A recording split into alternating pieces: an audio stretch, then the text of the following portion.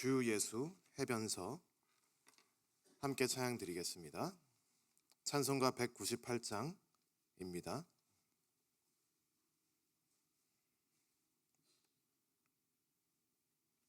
찬송가 198장 주 예수 해변서, 우리 한 목소리로 찬양 드리면서 오늘 아침 예배를 시작하겠습니다. 주 예수 해변서 떡을 떼사 무리를 먹이어 주심같이 영생의 양식을 나에게도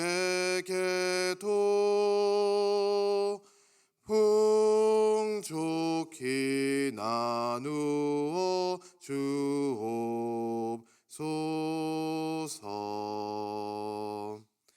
생명의 말씀인 나의 주여,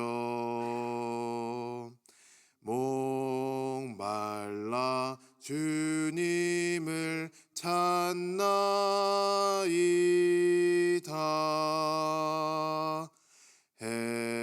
해변서 무리를 먹임같이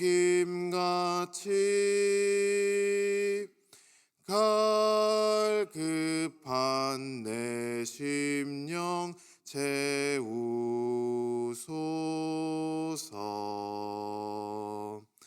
내 주여 진리의 말씀으로 사슬에 얽매인 날 푸시사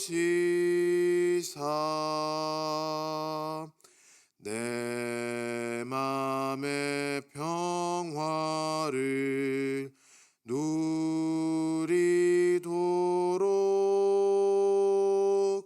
영원한 생명을 주옵소서.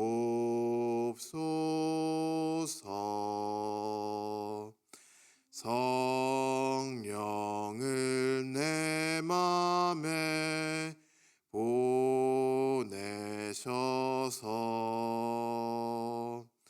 내 어두운 영의 눈 밝히시사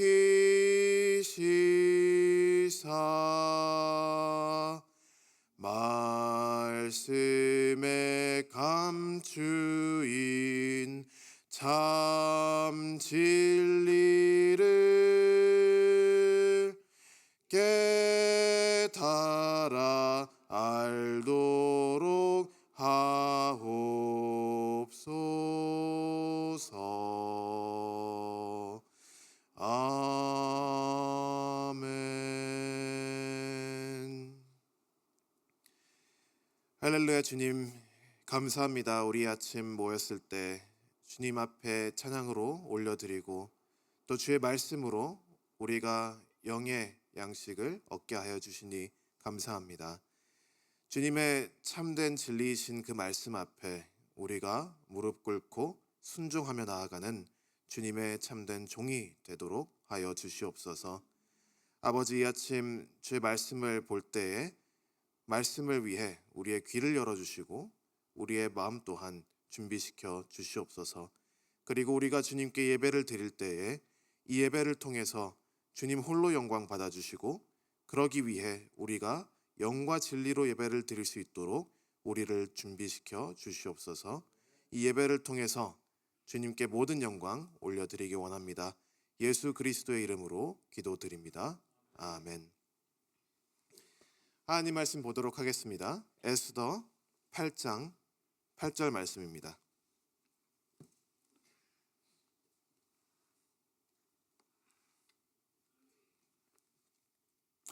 에스더 8장 8절 말씀입니다. 에스더 8장 8절 말씀 제가 여러분들께 봉독해 드리도록 하겠습니다. 너희는 왕의 명의로 유다인에게 조서를 뜻대로 쓰고 왕의 반지로 인을 칠지어다. 왕의 이름을 쓰고 왕의 반지로 인친 조서는 누구든지 철회할 수 없음이니라 하니라. 아멘. 아타나시우스라는 사람이 있습니다. 교회사에서 굉장히 중요한 역할을 맡은 사람인데요. 아타나시우스는 북아프리카 출신 주교이고요. 또한 신학자로서 우리 기독교 신학의 역사에 중대한 영향을 끼친 사람입니다. 뭐 아시는 분들은 아시겠지만 우리 교회의 역사상 가장 첫 번째 공의회라고 불리는 니케아 공의회에 아타나시우스는 핵심 인물이었고요. 이 아타나시우스가 니케아 공의회를 통해서 오늘날까지도 모든 전 세계 기독교인들이 뭐 동방 정교회 또는 로마 가톨릭 또는 개신교 이거 구별할 필요 없이 모든 그리스도인들이 여전히 꾸준히 사용하는 니케아 신조를 작성하는 데 주도를 한 사람입니다. 아타나시우스는 특히 그의 신학에 있어서 가장 집중한 부분 중 하나가 무엇이냐면요. 과연 예수님은 누구신가? 라는 질문에 명확한 답을 내고 싶었습니다. 오늘날이야 뭐 이미 예수 그리스도께서 승천하신 지 21세기가 되었는데 그때 당시만 해도 여전히 교회 안에서 예수님은 도대체 누구인가? 라는 질문에 뚜렷하게 정리된 그런 서류가 없었습니다. 그래서 많은 주교들도 심지어 예수님이 과연 참된 인간이신가? 또는 예수님이 과연 참된 하나님이신가? 이런 질문에 있어서 뚜렷한 답을 주지 못하는 상황이었습니다. 그것을 첫 번째로 정확하게 온 교회가 모여서 정리를 한 것이 니케아 공회고요. 거기서 아타나시우스가 하나님, 즉 예수님께서는 온전히 인간이시면서 동시에 완전한 하나님이시다. 이렇게 이야기를 했습니다.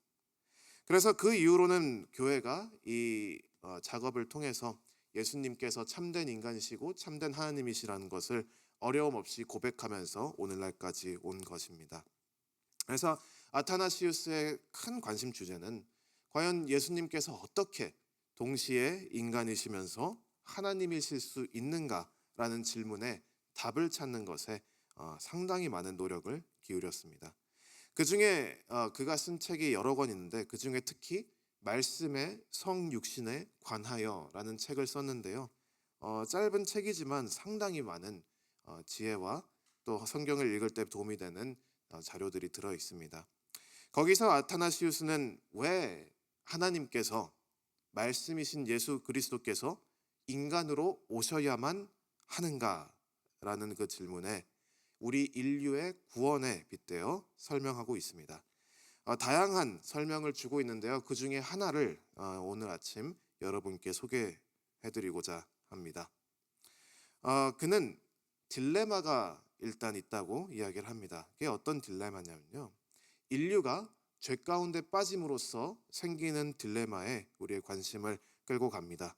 즉 인류가 죄 가운데 타락함으로써 우리 스스로를 생명과 죽음의 딜레마에 빠뜨렸다고 설명하고 있는데요. 이 딜레마를 하나님께서 하나님의 입장에서 우리가 설명해 보자면 이렇습니다. 딜레마의 한편으로는 진리 되신 하나님께서 분명히 죄의 결과는 죽음이라고 선포하셨으니 죄를 짓는 인간을 죽음으로 벌하는 것이 옳습니다. 그러나 이 딜레마의 다른 한편에서는 하나님께서 인간을 지으실 때 자신의 형상을 따라 지으셨고 하나님의 형상을 입은 피조물이 파괴되는 것은 하나님의 영광에 어긋나기 때문에 인간을 죽음으로 벌하는 것이 옳지 않아 보입니다. 즉 죄로 타락한 인간을 보존하고자 하니 하나님의 말씀에 어긋나게 되고요. 말씀의 진리를 보존하고자 하니 하나님의 형상으로 지음받은 피조물을 파괴해야 하는 상황입니다. 이것이 우리가 인간의 관점에서 그리고 우리가 인간의 논리로 생각했을 때 해결될 수 없는 딜레마로 보일 수가 있습니다. 그러나 아타나시우스는 하나님의 그 깊으신 지혜 가운데 하나님께서는 우리가 상상할 수 없는 방법으로 이 딜레마를 말끔히 해결할 수 있으시다라고 설명합니다. 그리고 그것이 바로 하나님께서 인류의 대표로 스스로 인간이 되심으로 이 딜레마를 해결하셨다라고 설명하고 있습니다. 하나님께서는 인류의 대표로 오셔서 십자가에 죽으심으로 하나님을 믿는 자마다 죄의 형벌인 죽음으로부터 자유로워질 수가 있습니다. 그리고 무덤에서 하나님께서는 다시 살아나심으로 하나님을 믿는 자마다 이제는 타락하지 않는 부활 생명을 우리가 소망할 수 있게 하나님께서 길을 열어주셨습니다. 즉 하나님께서 직접 인간으로 오셔서 인간으로 죽으시고 인류에게 새 생명을 주심으로 생명과 죽음의 딜레마를 말끔히 해결하신 것입니다. 아타나시우스가 이 딜레마를 빗대어서 왜 하나님께서 인간이 되셨는가, 왜 말씀이 성육신을 하셨는가 라는 질문에 대한 답을 주는데요.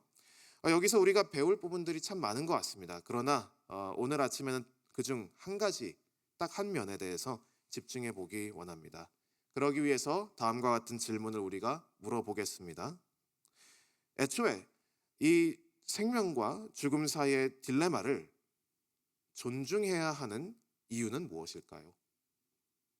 왜 하나님께서는 그냥 딜레마 자체를 무시하시고 하나님께서 하고 싶으신 대로 그냥 하시면 되는데 굳이 성육신과 고난과 십자가의 죽음이라는 그 어려운 길을 짊어지셨을까요? 하나님께서는 그냥 구원하시면 될 텐데 왜 굳이 성육신을 하셨을까? 이 질문을 우리가 물어볼 수가 있습니다. 그리고 이에 대한 답변이 사실은 오늘 본문 말씀에 힌트가 나와 있는 것입니다. 답변은 단순합니다. 하나님께서는 진리이시기 때문에 하나님께서 선포하시는 말씀 또한 영원 불변한 진리이고, 그렇기 때문에 하나님께서 죄는 죽음으로 다스린다는 그 진리를 하나님 스스로도 거스르지 않으시기 때문입니다. 하나님께서는 죄의 결과가 죽음이라고 분명히 말씀하셨고 그 말씀은 거룩하고 선한 진리의 말씀이시기에 하나님께서는 본인의 말씀을 존중하는 것입니다. 그렇기 때문에 그냥 살리시지 않고 본인께서 스스로 성육신을 입고 십자가의 길이라는 그 어려운 선택을 택하시고 그러한 방식으로 인류를 살리시기로 결정하신 것입니다. 오늘 본문 말씀은 이 거룩하신 하나님의 말씀이 지니고 있는 그 영광의 무게를 이해하는 데 큰 도움을 주고 있습니다. 본문 배경은 하만과 모르드게라는 두 인물의 갈등 구조가 있습니다. 에스더서 여러분들 잘 아시겠지만 왕후 에스더가 아하수에로 왕에게 접근을 하게 되는 이유가 바로 이 하만과 모르드게 사이의 갈등 때문에 그렇습니다. 하만이 계략을 펼치는데요. 하만이라는 이 사람은 모르드게와 또한 페르시아에 있던 모든 유대인들을 굉장히 미워했습니다. 그는 이 모든 유대인들을 몰살시키고자 했고요. 그러기 위해서 왕을 꼬드겨 왕을 설득시켜 계략을 세웠습니다. 그리고 하만은 결국 왕을 설득시켜서 유대인들을 몰살시킬 계획을 준비했는데요. 그게 에스더 3장 8절부터 13절 말씀에 자세히 기록되어 있습니다. 제가 여러분들께 읽어드리겠습니다. 하만이 아하수에로 왕에게 아뢰되 한 민족이 왕의 나라 각 지방 백성 중에 흩어져 거하는데 그 법률이 만민의 것과 달라서 왕의 법률을 지키지 아니하오니 용납하는 것이 왕에게 무익하나이다. 왕이 옳게 여기시거든 조서를 내려 그들을 진멸하소서. 내가 은 1만 달란트를 왕의 일을 맡은 자의 손에 맡겨 왕의 금고에 드리리이나 하니 왕이 반지를 손에서 빼어 유다인의 대적 곧 아각 사람 함므다다의 아들 하만에게 주며 이르되 그 은을 너에게 주고 그 백성도 그리하노니 너의 소견에 좋을 대로 행하라 하더라. 첫째 달 30일에 왕의 서기관이 소집되어 하만의 명령을 따라 왕의 대신과 각 지방의 관리와 각 민족의 관원에게 아하수에로 왕의 이름으로 조서를 쓰되 곧 각 지방의 문자와 각 민족의 언어로 쓰고 왕의 반지로 인치니라. 이에 조서를 역졸에게 맡겨 왕의 각 지방에 보내니 열두째 달 곧 아달월 13일 하루 동안에 모든 유다인을 젊은이, 늙은이, 어린이, 여인들을 막론하고 죽이고 도륙하고 진멸하고 또 그 재산을 탈취하라 하였고. 상당히 악한 계략을 세운 것이죠. 은 1만 달란트까지 왕의 손에 쥐어주면서 하만은 유대인들을 몰살시키고자 했고요. 그리고 왕을 설득하는 데 성공했습니다. 그래서 이 조서가 내려졌고요. 왕의 이름으로 내린 이 조서에 왕의 인으로 인을 쳐서 이제 온 나라에 선포가 됐고, 이 날이 오면 유대인들은 몰살당할 수밖에 없는 상황이 되었습니다. 그래서 에스더가 나서는 건데요. 다행히도 이 사건이, 이 날이 다가오기 전에 왕후 에스더는 왕을 또 한번 설득시켜서 하만이라는 자가 사실은 악한 마음을 품고 이 계략을 펼치는 것이고, 왕을 설득시켜서 하만을 처단하게끔 왕후 에스더가 일을 벌입니다. 그 내용이 에스더 7장 1절부터 6절 말씀에 나와 있는 내용이죠. 왕이 하만과 함께 또 왕후 에스더의 잔치에 가니라. 왕이 둘째 날 잔치에 술을 마실 때에 다시 에스더에게 물어 이르되, 왕후 에스더여, 그대의 소청이 무엇이냐? 곧 허락하겠노라. 그대의 요구가 무엇이냐? 곧 나라의 절반이라 할지라도 시행하겠노라. 왕후 에스더가 대답하여 이르되, 왕이여, 내가 만일 왕의 목전에서 은혜를 입었으며 왕이 좋게 여기시면 내 소청대로 내 생명을 내게 주시고 내 요구대로 내 민족을 내게 주소서. 나와 내 민족이 팔려서 죽임과 도륙함과 진멸함을 당하게 되었나이다. 만일 우리가 노비로 팔렸더라면 내가 잠잠하였으리이다. 그래도 대적이 왕의 손해를 보충하지 못하였으리이다 하니, 아하수에로 왕이 왕후 에스더에게 말하여 이르되, 감히 이런 일을 심중에 품은 자가 누구며 그가 어디 있느냐 하니, 에스더가 이르되, 대적과 원수는 이 악한 하만이니이다 하니, 하만이 왕과 왕후 앞에서 두려워하거늘. 결국 에스더가 그 계획과 실천을 잘 이행시켜서 하만은 사형에 처해지게 됩니다. 그러나 에스더서는 하만의 처형으로 끝나지 않고요. 계속해서 그 이야기가 이어집니다. 여기서 하만의 처단으로 에스더서의 이야기가 끝나지 않는 이유는 하만이 처단되었다고 해서 그것보다 더 지금 근본적이고 시급한 문제가 해결된 것은 아니기 때문입니다. 지금 당장 왕후 에스더와 모르드게와 또 모든 유대인들이 마주하고 있는 문제는, 이미 하만이 아하수에로 왕의 이름으로, 이미 하만이 아하수에로 왕의 인을 쳐서 유대인들의 몰살을 명령하는 조서를 썼기 때문에 이 문제가 해결되어야 되는 것입니다. 그리고 오늘 본문 말씀이 증거하는 대로 왕의 이름을 쓰고 왕의 반지로 인을 친 조서는 누구든지, 심지어 왕 본인도 스스로 철회할 수 없다는 것입니다. 이에 왕의 입장에서는 딜레마가 생기는 듯 합니다. 한편으로 왕은 하만의 악함을 깨닫게 되고 하만을 죽이고 이제는 유대인들을 살리고자 하는 마음을 가졌습니다. 그러나 다른 한편으로 왕은 이미 유대인들의 몰살을 왕의 이름과 왕의 인으로 명령하였기 때문에 유대인들을 죽여야만 했습니다. 즉, 이 딜레마를 요약해 보면 유대인들을 살리고자 하니 이미 왕의 이름과 인으로 내려진 명령을 거스를 수가 없었고, 그 반대로 유대인들을 그렇다고 죽이고자 하니 죄인 하만의 그 계략에 빠지게 되는 것입니다. 즉, 하만은 죽었지만 딜레마는 여전히 남아있고, 그것을 풀기 위해서 에스더서는 여기서 끝나는 것이 아니라 10장까지 이야기가 이어지는 것입니다. 이 딜레마를 해결하기 위해서 왕은 본문 말씀에 기록된 대로 왕의 이름과 왕의 인으로 첫 번째 조서를 덮을 두 번째 조서를 만들게 합니다. 그 내용은 오늘 본문 뒤에 나오는 에스더 8장 10절부터 12절 말씀에 자세히 기록되어 있습니다. 아하수에로 왕의 명의로 쓰고 왕의 반지로 인을 치고 그 조서를 욕졸들에게 붙여 전하게 하니, 그들은 왕궁에서 길러서 왕의 일에 쓰는 준말을 타는 자들이라. 조서에는 왕이 여러 고을에 있는 유다인들에게 허락하여 그들이 함께 모여 스스로 생명을 보호하여 각 지방의 백성 중 세력을 가지고 그들을 치려하는 자들과 그들의 처자를 죽이고 도륙하고 진멸하고 그 재산을 탈취하게 하되 아하수에로 왕의 각 지방에서 아달월 곧 12월 13일 하루 동안에 하게 하였고.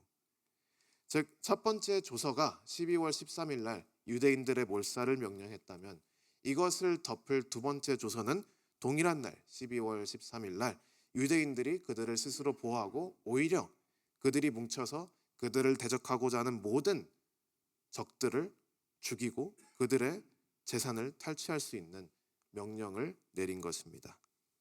이 두 번째 조서가 내려짐으로 인해서 첫 번째 조서대로 유대인을 죽이려고 했던 모든 자들은 용기를 잃습니다.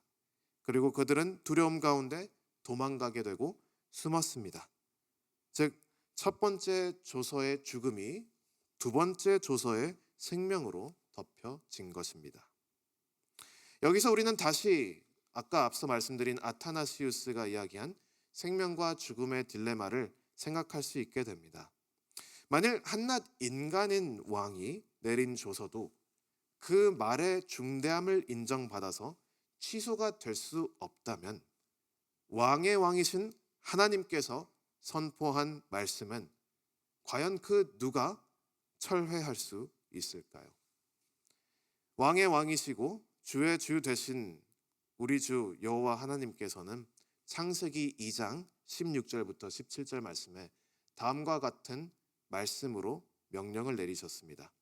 여호와 하나님이 그 사람에게 명하여 이르시되 동산 각종 나무의 열매는 내가 임의로 먹되 선악을 알게 하는 나무의 열매는 먹지 말라. 내가 먹는 날에는 반드시 죽으리라 하시니라. 이것은 하나님께서 아담과 맺으신 첫 번째 언약의 내용입니다. 우리는 흔히 이 언약을 행위 언약이라고 부르는데요.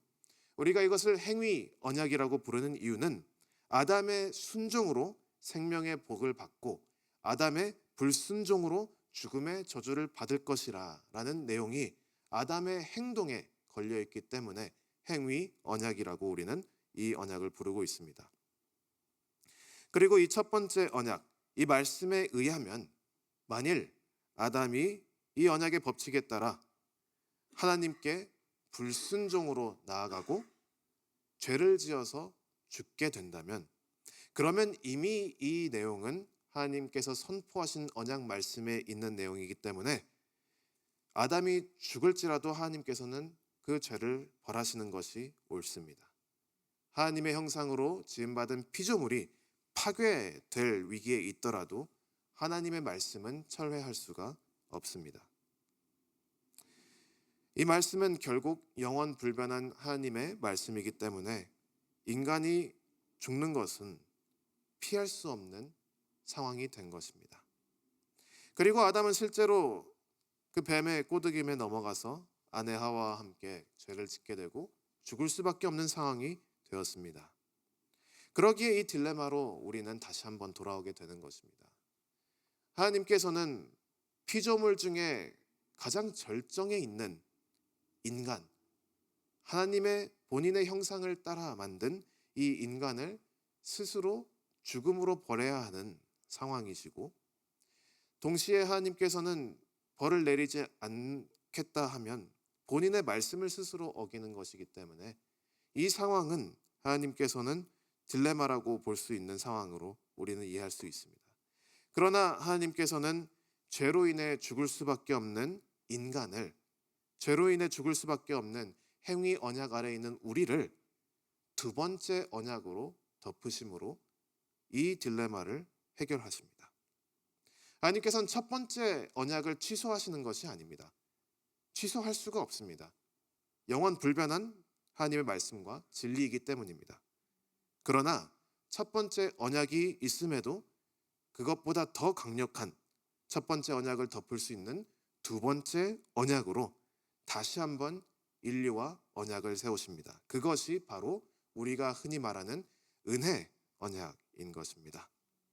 이 은혜 언약은 왜 은혜 언약이냐?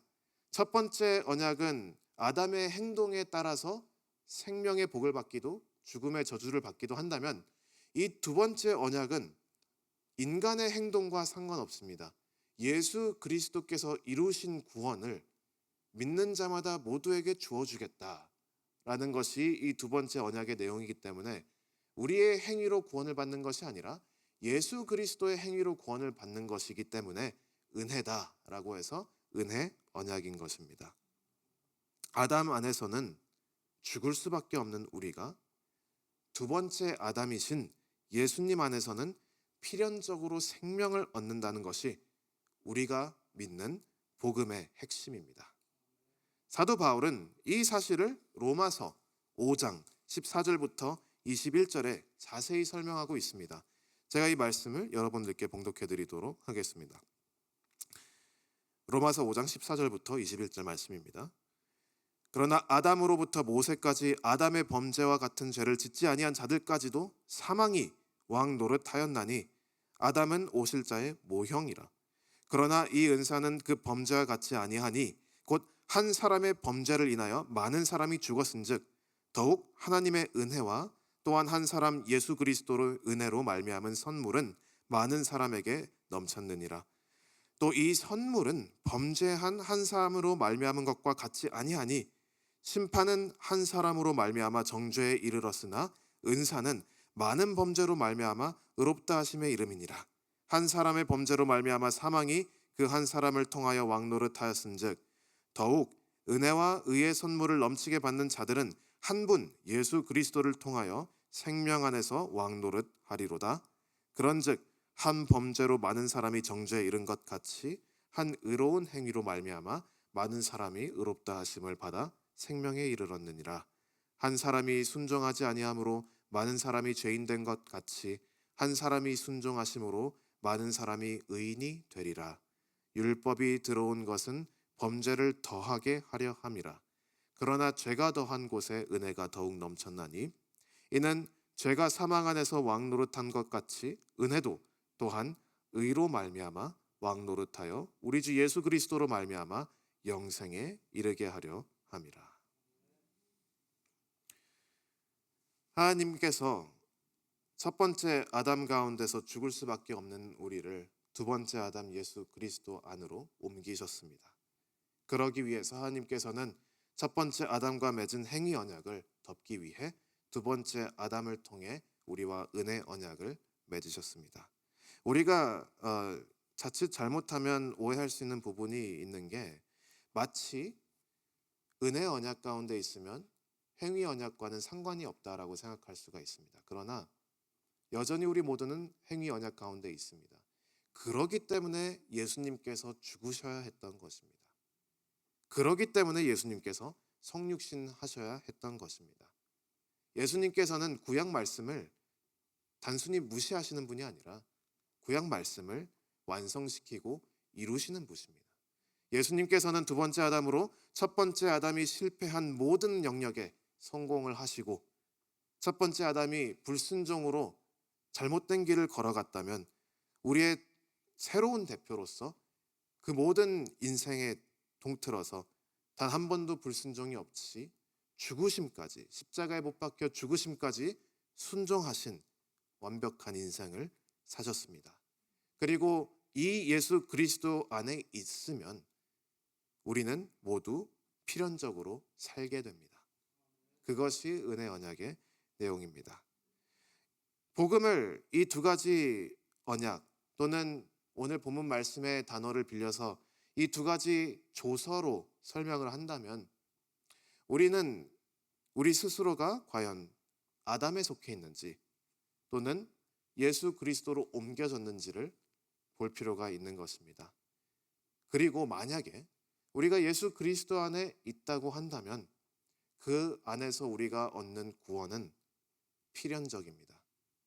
왜냐하면 첫 번째 조서가 취소가 될 수 없는 것과 같이 두 번째 조서의 내용도 그 누구도 취소할 수가 없기 때문입니다. 은혜 언약으로 하나님께서 우리와 맺은 생명의 관계는 그 누구도 범할 수가 없고 하나님 스스로도 철회하지 않으실 것입니다. 왜냐하면 죽음의 말씀과 생명의 말씀 모두 하나님께서 우리에게 주신 말씀이고 하나님께서 영원 불변하시기에 절대로 우리에게 약속하신 구원의 약속을 철회하지 않으시는 것입니다. 따라서 우리든 누구든지 예수 그리스도를 믿는 자마다 아담의 행위 언약을 이기신 예수 그리스도의 은혜 언약으로 들어오게 되는 것입니다. 그리고 아담의 행위 언약으로 선포된 죄로 인한 죽음이 지워지거나 철회될 수 없는 것 같이 예수님의 은혜 언약으로 선포된 믿음으로 얻는 우리의 영생 또한 절대로 지워지거나 철회되지 않습니다. 하나님께서는 우리에게 말씀으로 오시기 때문에 우리는 거기서 구원의 확신을 얻을 수가 있는 것입니다. 오늘 아침 우리를 향한 영원 불변하신 하나님의 말씀은 바로 예수님 안에 있는 생명의 말씀입니다. 그리고 그 말씀을 붙잡고 살아가는 것이 그리스도인들의 믿음 생활인 것입니다. 이 복음의 기쁜 소식이 우리 모두에게 오늘과 또 날마다 함께 있기를 소망하면서 여러분께 권면하며 예수 그리스도의 이 말씀 안에 있는 그 사실을 우리가 살아내기를 소망합니다. 예수 그리스도의 이름으로 축원합니다. 기도하겠습니다. 주님 감사합니다. 오늘 아침 이 말씀을 통해서 다시 한번 영원 불변한 하나님의 말씀에 대해서 묵상하고 나아갑니다. 주님, 우리가 예수 그리스도 안에서 은혜 언약으로 세워진 우리의 생명의 소망을 잃지 않게 하시고 늘 하나님 가운데서 확신 가운데 기뻐하고 평화를 누릴 수 있도록 은혜 베풀어 주시옵소서. 예수님의 이름으로 기도합니다. 아멘. 우리 다 각자 개인 기도하시고 또 서로를 위해서 기도하시고 귀가하시면 되겠습니다.